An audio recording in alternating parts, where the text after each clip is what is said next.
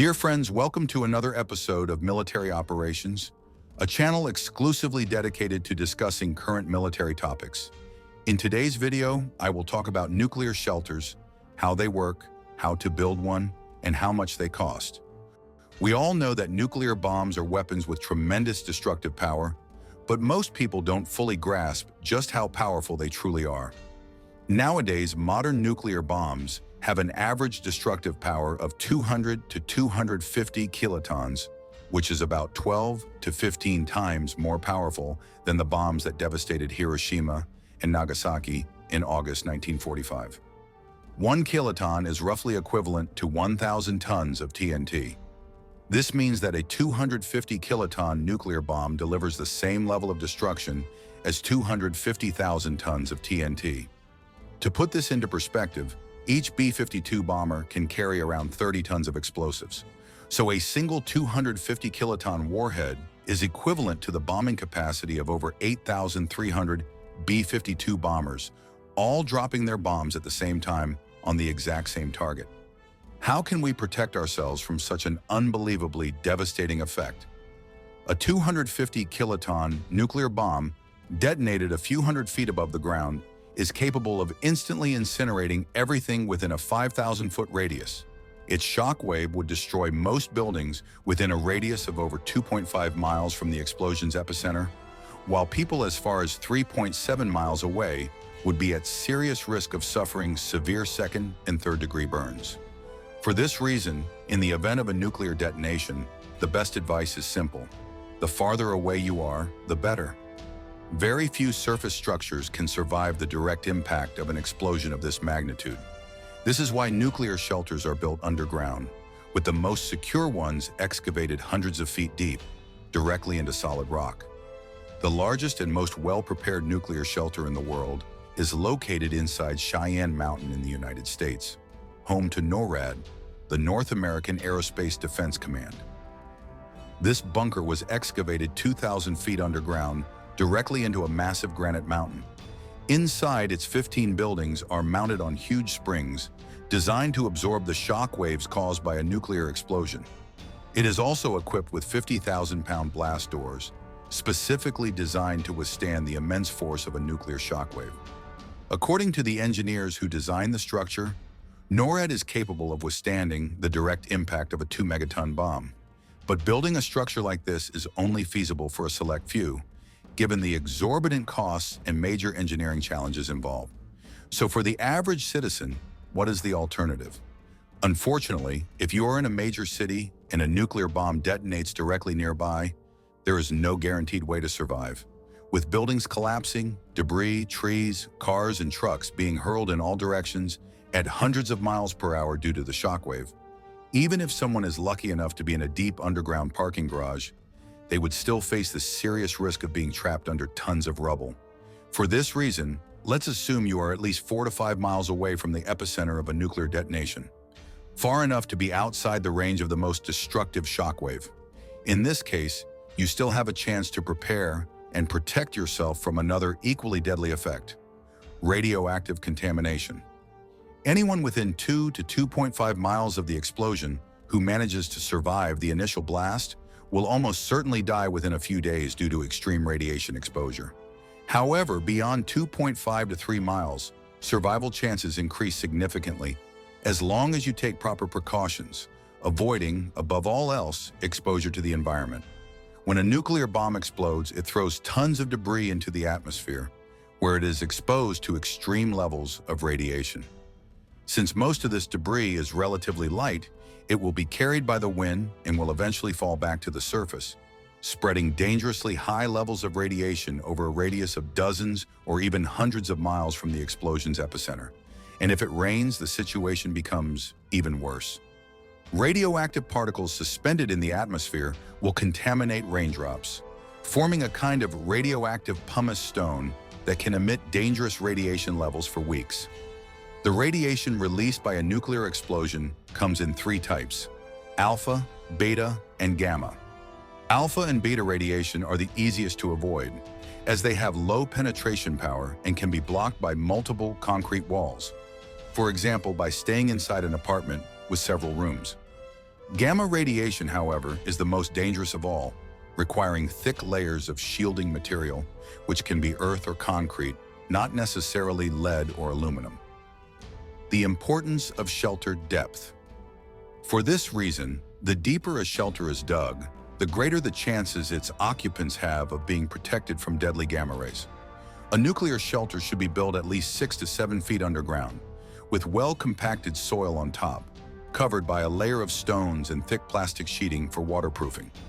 Since it is crucial to remember that rainwater will be contaminated, the access doors must be highly resistant and specially designed to withstand pressure and the shock wave caused by a nuclear detonation. It is crucial to pay close attention to climate control inside the shelter, as the interior can quickly overheat without proper ventilation. The simplest ventilation system is known as Kearney air pumping, developed by Crescent Kearney specifically for nuclear shelters. At one end of the shelter, an air intake must be installed, protected by a filter capable of blocking particles smaller than a grain of sand. Inside the shelter, a movable panel should be placed over this opening. As it moves inward, it forces fresh air inside, which is then pushed out through another opening at the opposite end of the shelter, also protected by filters. This mechanism ensures continuous air circulation and can be easily operated manually without the need for batteries or electrical systems. Speaking of electrical systems, anything that relies on electricity, such as radios, batteries, and generators, must be properly protected inside large, heavy steel boxes to shield them from the electromagnetic pulse, EMP, generated by a nuclear detonation. It is crucial to remember that any unprotected electrical or electronic equipment will be completely fried by the EMP. The shelter must be stocked with at least 6 weeks' worth of supplies, with a special emphasis on water, at a minimum of 2 quarts, 0.5 gallons, per person per day. This means that for each person, the shelter must have at least 21 to 24 gallons of potable water. Bathing, obviously, will be out of the question. Food should be non-perishable and preferably canned, such as pre-cooked beans, peas, corn, canned meat, tuna, crackers, and dehydrated eggs. The more pre-cooked, the better, since electricity and gas will be extremely scarce. In a situation like this, luxurious meals should not be expected, as the sole objective is to avoid starvation and dehydration. Other essential survival items include hose, shovels, saws, hammers, candles for lighting, flashlights, radios, walkie-talkies, and plenty of batteries, all properly stored in the steel boxes to prevent EMP damage. Additionally, the shelter must have medical supplies, including first aid kits, fever medications, and antibiotics. We must also remember to take at least 130 milligrams of potassium iodide per day, which is crucial for protecting the thyroid from the cancerous effects of radiation. If you are within 10 to 12 miles of the epicenter of a nuclear detonation, you must not leave the shelter under any circumstances for the first 5 to 6 days. After this period, outdoor exposure should be limited to only 1 hour per day for the following week. By the end of 3 weeks, you may spend a maximum of 3 to 4 hours per day outside the shelter, but always wearing a raincoat and thick boots, which must never enter the habitable area of the shelter. The priority should be to clear debris from the area surrounding the shelter, pushing it into a pre-dug trench at least 80 to 100 feet away. After 6 weeks, an adult can stay outdoors for 10 to 12 hours per day, but for the first 3 to 4 months, nights should still be spent inside the shelter. It is important to remember that a nuclear detonation, unlike, for example, a nuclear power plant accident, emits radiation levels that typically return to safe levels within 1 to 2 months. This is because a nuclear power plant usually contains much larger amounts of radioactive material with radiation emissions that are slower and more prolonged over time. For 6 months, you should avoid consuming vegetables, meat, and fish that were produced within 60 miles of the epicenter of a nuclear detonation. But how much does it cost to build a structure like this? A shelter for a family of 4 should have an area of 270 to 320 square feet, including a small sleeping area with bunk beds, a compact bathroom, a dining space, and large storage areas for water, food, and medical supplies. Building something like this several feet underground with reinforced foundations, a proper ventilation system, blast-resistant doors, and enough supplies for 6 to 8 weeks can easily cost several $100,000. The cost of building a bunker in the United States can vary significantly and depends on factors such as location, depth, materials used, security level, ventilation systems, energy sources, and stockpile of supplies.